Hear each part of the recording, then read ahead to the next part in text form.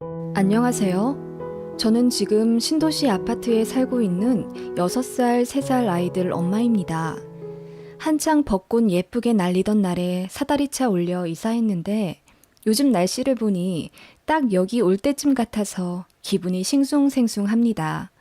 기분 좋은 이삿날 추억일 텐데 왜 싱숭생숭하냐고요? 기막힌 이유가 있습니다. 그것도 저희 미혼 시누이 때문에요. 저희 남편에게는 여동생이 둘 있는데요.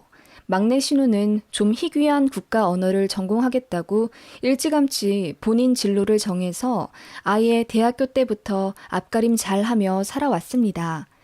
그래서 지금도 그 나라 가서 유학 겸 돈벌이도 하고 있는데 벌써부터 웬만한 대기업 대리급으로 돈을 법니다.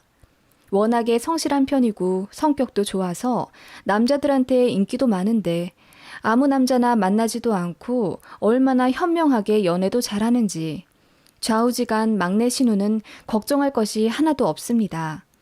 오히려 제가 애틋하게 생각할 정도죠. 막내이면서 큰오빠 결혼한다고 거의 200만 원 정도 하는 스타일러도 선물해 줬습니다.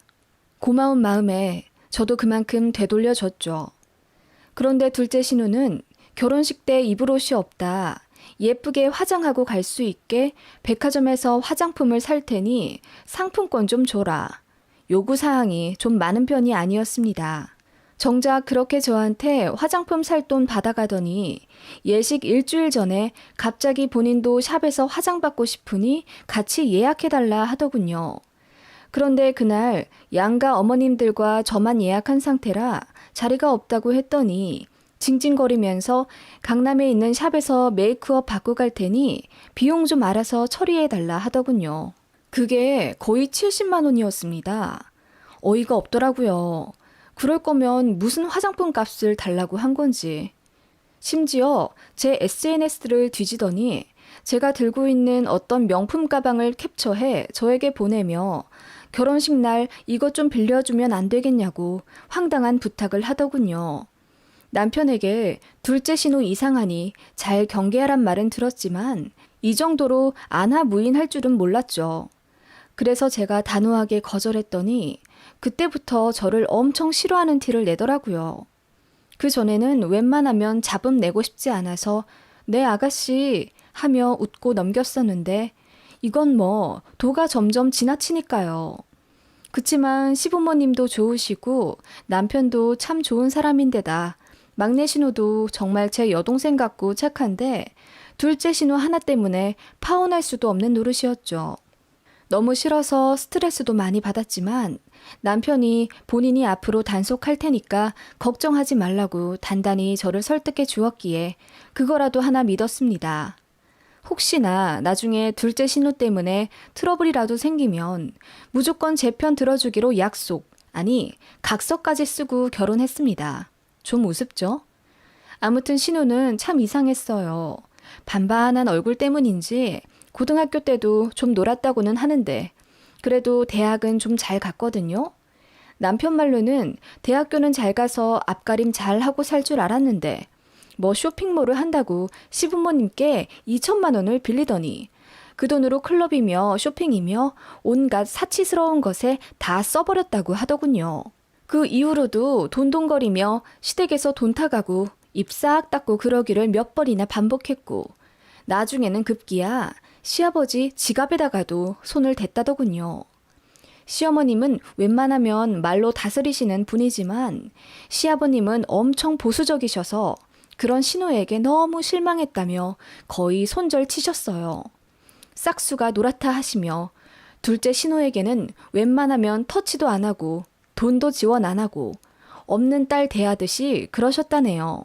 그래서 둘째 신우도 시부모님, 그러니까 본인 부모님한테 불만이 많은 편이고 아무튼 한 집안에 하나씩 있다는 바로 그 애물단지가 둘째 신우입니다. 편의상 그냥 신우라고 할게요. 막내 신우는 한국에도 없으니까요. 신우는 명절에도 한번 안 찾아오는 딸이랬는데 저 결혼하고 나서부터는 꼬박꼬박 본가 와서 저랑 마주치려고 하더라고요. 처음엔 저랑 가족 됐다고 살 붙이려 노력하는 줄 알았는데 나중에 알겠더라고요. 신우이 집 하고 싶은 못된 심보라는 걸요. 명절에 시댁에 가서 제가 앞치마 두르고 어머님 따라 부엌으로 들어갈라 치면 저희 시어머님은 항상 거절하시며 기어코 저를 부엌 밖으로 내쫓으십니다. 아직까지는 어머님이 기력이 있으시니 혼자 할 수 있다. 내 부엌에 누가 들어오는 거 싫다. 그런 말씀으로 제게 부담 안 주시려 하시며 명절 당일까지 일하고 온 저를 따뜻하게 배려해 주시는 분입니다. 그런 어머님께 저도 죄송하고 고마워서 아무리 바빠도 집에서 전이라든지 갈비찜이라든지 해갈 수 있는 건 항상 해갔고요.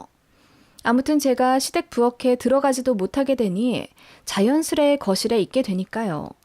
그 꼴을 신우가 너무 보기 싫어하더라고요. 아니, 며느리가 이래도 돼?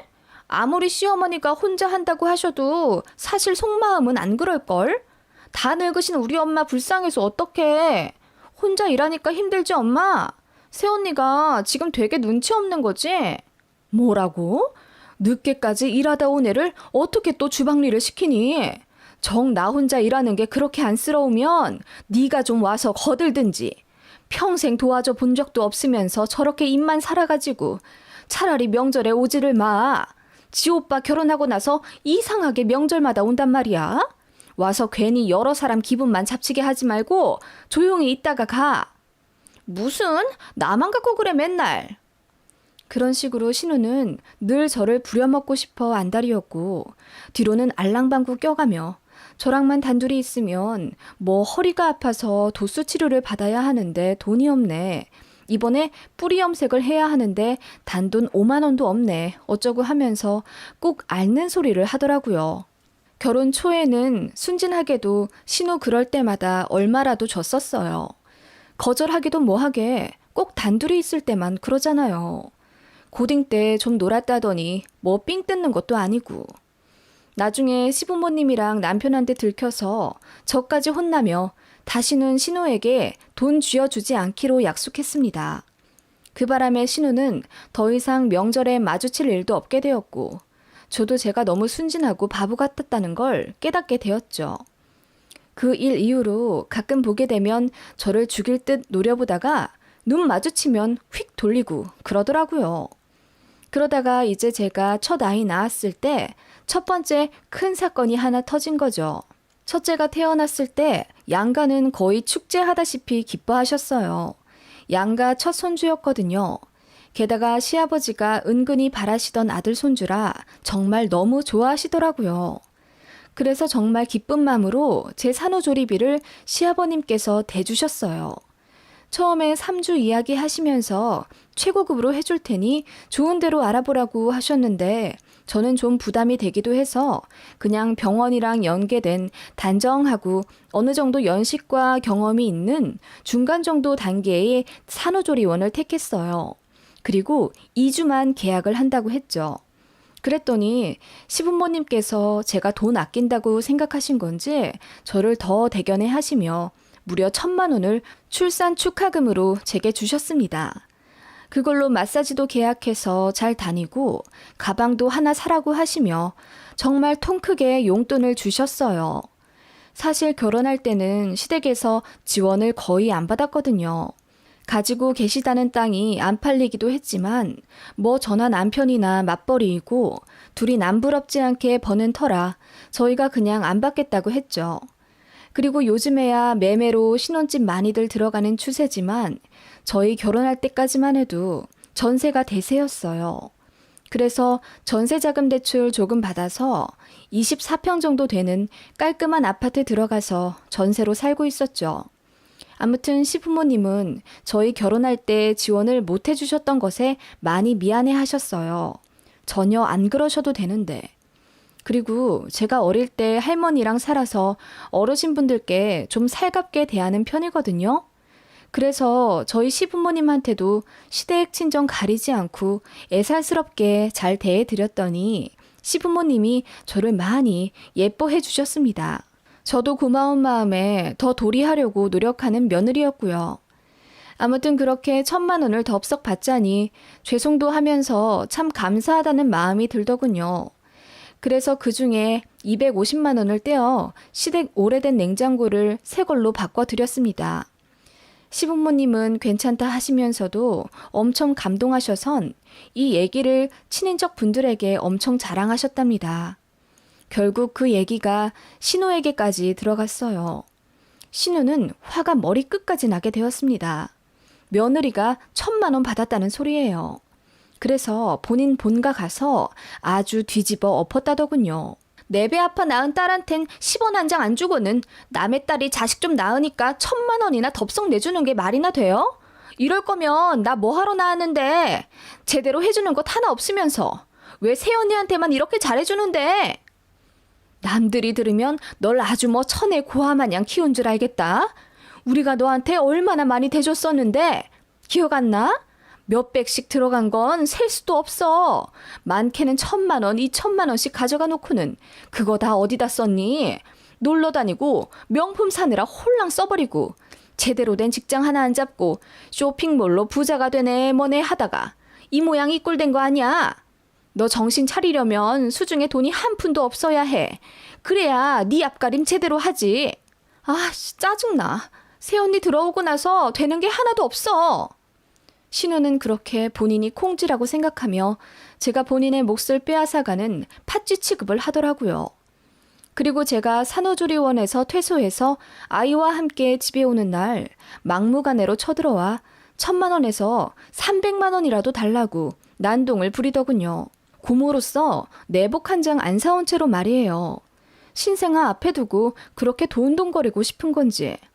그 바람에 남편이 화가 머리끝까지 나버려서 신우에게 소리를 질러가며 내쫓아 버렸고, 신우는 하나뿐인 오빠가 여자한테 미쳐서 여동생도 모른 척한다며 엉엉 울며 떠났습니다.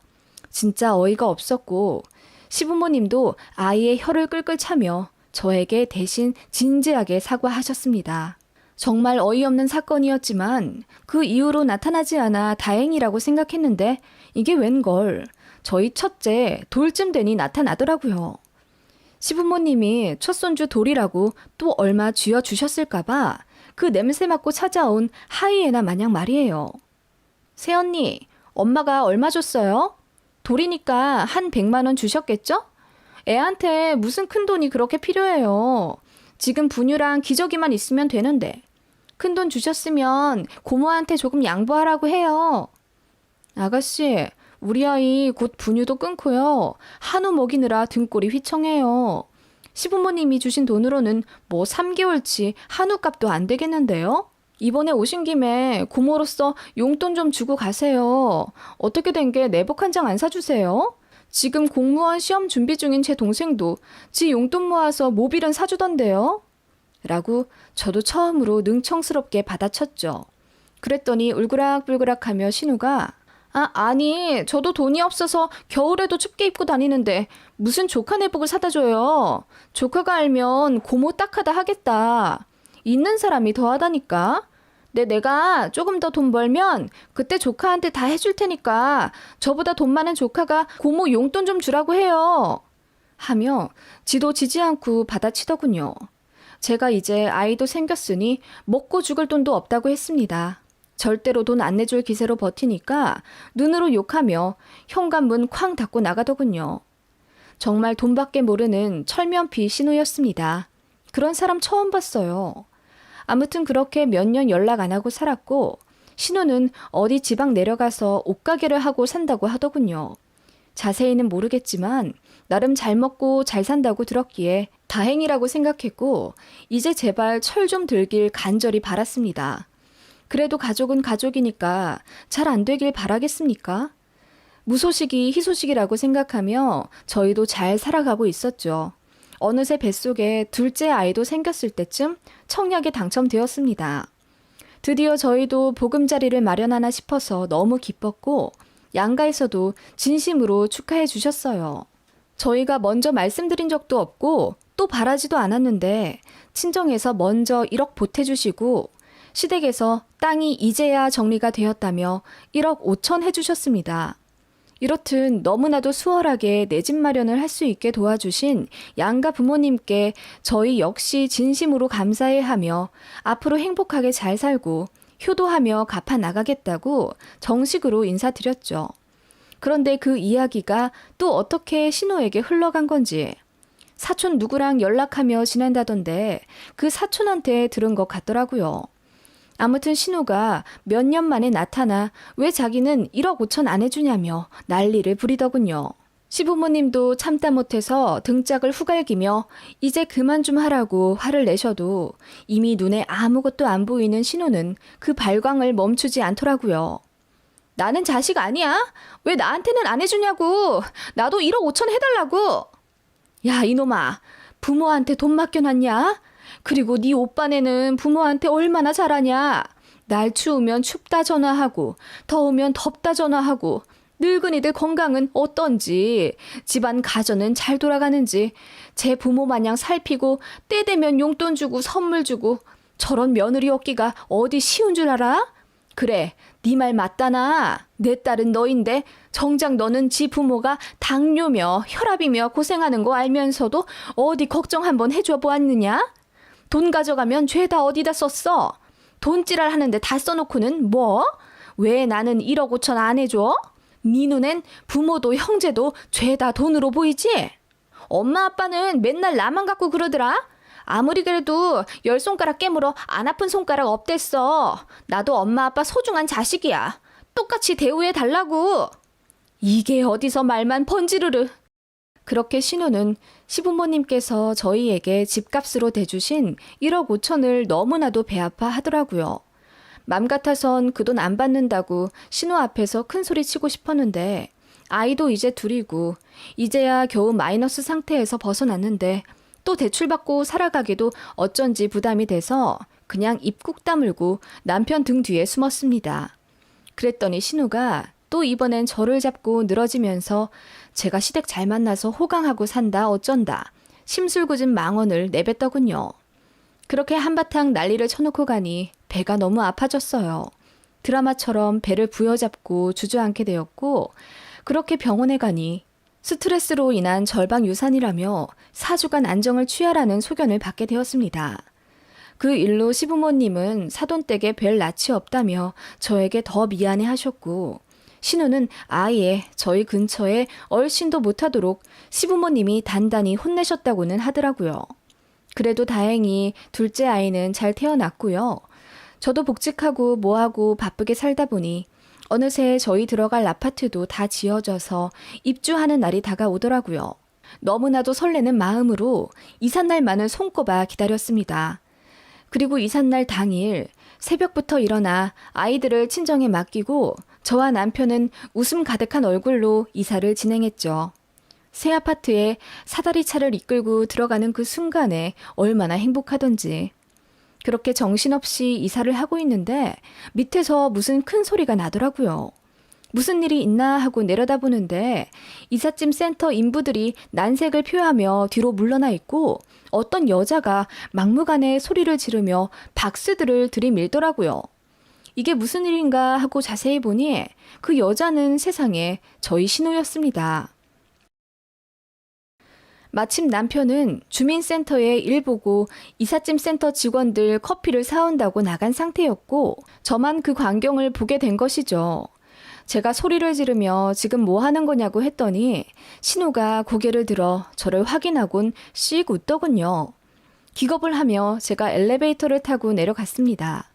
그렇게 마주한 신우는 저에게 반갑다면서 악수를 하려고 하더군요. 가볍게 뿌리치고 제가 물었죠. 지금 이게 뭐 하는 짓이에요? 언니는 예전이나 지금이나 여전히 예의가 없네요. 아무리 그래도 오랜만에 보는 신우인데 인사 정도는 해야 하지 않아요? 본론부터 말해요. 여기 왜 오셨냐고요? 이 짐들은 뭐고요? 뭐긴 뭐예요. 제 짐이죠. 여기 이 집, 제 지분도 들어가 있잖아요. 그러니까 나도 여기 살 권리 있거든요. 언니 모르셨어요? 우리 엄마 아빠가 이 집에 1억 5천 줬잖아요. 그 중에 5천 정도는 제 몫인데 어떻게 그걸 홀라당 다 먹을 생각을 하고 계세요? 뭐라고요? 5천 정도가 아가씨 몫이라고요? 그래서 지금 뭐 하자는 건데요? 들어와 살기라도 하겠다는 거예요? 네, 안 그래도 지금 사는 집 전세 다 끝나가거든요. 나도 어차피 이사해야 하고 우리 둘째 조카도 태어나는데 제가 여기 살면서 좀 키워드릴게요. 언니도 어차피 바로 복직하잖아요. 네? 진짜 듣자 하니 어이가 없어서 누가 여기 아가씨를 살게 한대요? 됐고 머리 아프니까 아가씨 짐 빨리 가지고 단지 떠나요. 이삿날인데 이웃들 보기 창피하니까요. 제 말에 신우가 놀란 듯 쳐다보며 피식 웃더군요. 언니 많이 컸네요. 예전엔 제가 돈 달라고 하면 아무 말 못하고 주더니. 아무튼 나야말로 됐고요. 방 한 칸 정도는 나도 쓸 권리 있으니까 언니도 억울하면 우리 엄마 아빠가 준 돈 중에 5천만 원 내놔요. 아저씨들 이 짐까지 좀 올려주세요. 추가금 나오는 건 이분한테 받으시고요. 하더니 능청스럽게 저희 이삿짐 센터 직원들을 지가 막 부리더라고요. 옆에서 지켜보던 직원분들도 혀를 끌끌 차며 뭐 이런 아가씨가 다 있냐며 욕하시더군요. 제가 상황 설명했죠. 이 짐들은 절대 올리면 안 된다고. 그랬더니 신우가 이럴 줄 다 예상했다는 듯 품에서 5만 원짜리를 꺼내며 직원들에게 건네주더라고요. 무슨 일이 있어도 이 짐까지 올려주셔야 한다고. 진짜 황당해서 헛웃음이 나올 지경이었습니다. 신우는 본인 짐을 무조건 사다리차에 실어 올릴 거라고 단단히 각오를 한 상태였는지 좀처럼 물러날 기세가 아니었습니다. 저는 저희 짐만 올려달라고 요구하고 있고 신우도 강경하게 소리치며 기싸움을 하더라고요. 내가 이 집 들어가는 거 싫으면 5천만 원 달라고. 내 말 못 들었어요, 언니? 그렇게 쉬운 방법이 있는데 왜 이러고 버티고 있어? 나도 이러고 싶진 않아. 그런데 우리 엄마 아빠가 나한테만 돈을 안 주는 걸 어떡하냐고. 아가씨, 진짜 내가 경찰 부르는 꼴 보고 싶어요? 경찰이요? 불러요. 맘대로 하세요. 나는 무조건 오늘 이 집에 이사 와야겠으니까. 하며 사다리차에 급기야 본인 짐을 본인이 올리기 시작했습니다. 저는 몸싸움하며 그 집 내리려고 낑낑거리고 있었고요. 저희 아우성의 직원분들도 난감해하시며 뒤로 물러다던 차에 남편이 뒤늦게 와서 기겁하더군요. 신호에게 소리 지르며 당장 꺼지라고 하는데 신호도 악에 받쳐서는 5천만 원 안 주면 절대 안 나간다고 소리를 지르더군요. 급기야는 이런 망언을 하는 거예요.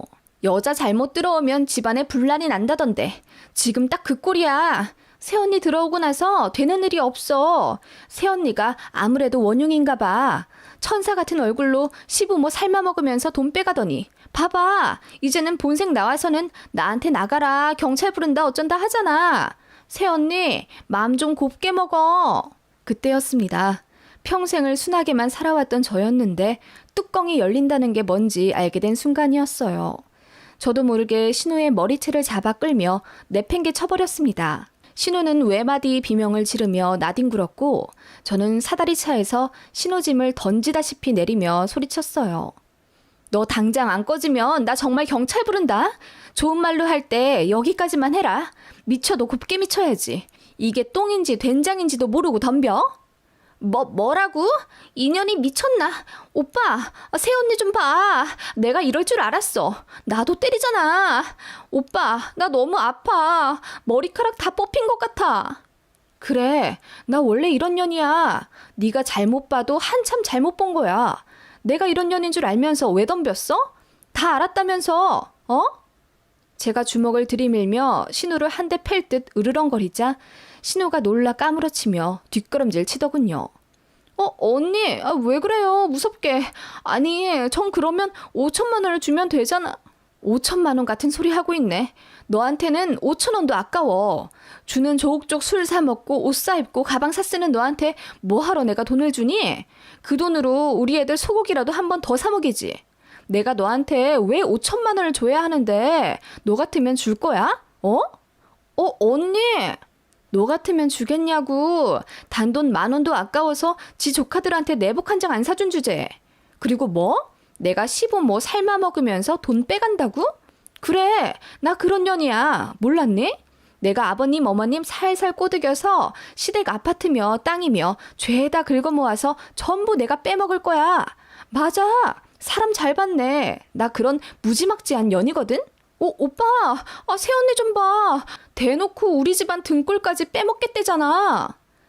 남편도 당황해하면서 어찌할 바를 모르더군요. 그쪽으론 쳐다도 안 보고 신우한테 계속 말했습니다. 그러니까 너야말로 나한테 잘해. 네 몫으로 떨어지는 거 단돈 얼마라도 먹고 싶으면 나한테 잘하라고. 우리 아버님 어머님이 내 말을 듣지 네 말을 듣겠냐? 시부모님 삶아 먹어 뼛속까지 발라먹을 건 나니까 네가 알아서 줄 잘 서고 현명하게 생각하란 말이야. 그랬더니 신우가 당황한 듯 아무 말도 못하다가 이내 엉엉 울더라고요. 그렇게 소란을 피우던 신우는 바로 콜밴 불러서 제 짐 가지고 조용히 단지 나가더라고요. 옆에서 지켜보던 이삿짐 센터 직원분들은 저에게 엄지를 치켜 세워주며 대단하다고 박수까지 치더라고요. 남편도 입을 다물지 못한 채 서 있다가 저더러 괜찮냐 묻는데 그제야 제가 무슨 짓을 했는지 파악이 되면서 얼굴이 화끈거리더군요. 신우는 정말 저희 집에 이사 올 생각이 아니라 5천만 원 받아내려고 한 액션이었다는 걸 저도 눈치챘어요. 그렇기에 시부모님 삶아 먹어 뼛속까지 발라먹겠다는 제 말 역시 당연히 진심이 아니었죠. 아나무인한 신우에게는 센 처방이 필요했습니다. 신우는 그 길로 시부모님께 달려가 제가 그런 말을 했다고 울면서 전했다더군요. 시부모님이요? 당연히 그 말 믿지 않으셨죠. 시부모님께 저는 항상 수줍고 선하며 마음 깊은 맏며느리였으니까요. 신우는 그렇게 복장 터져하며 집안에서 본인의 위치를 다시 한번 깨닫고는 조금이나마 정신 차리곤 조용히 살더라고요. 제 앞에서 또 돈돈거리면 본전도 못 찾을 거 아니까 제 쪽으론 얼씬도 하지 않고 있고요. 미친년한텐 미친년이 약이라더니 이성 잃고 한 행동이 신우에겐 약이었나 봅니다. 아무튼 그렇게 일은 해결이 되었고요. 양가에서 보금자리 하라고 보태주신 돈은 너무나도 감사해하며 받았고 갚아 나가려 노력 중입니다. 시부모님도 제 부모님처럼 극진히 잘 챙겨드리고 있고요. 멀리 나가 있는 막내 신우에게도 EMS 소포로 이것저것 챙겨보내며 옳게 노릇하고 있어요. 좀 창피한 이야기이지만 그래도 그날 신우 머리채를 잡지 않았다면 두고두고 후회했겠죠?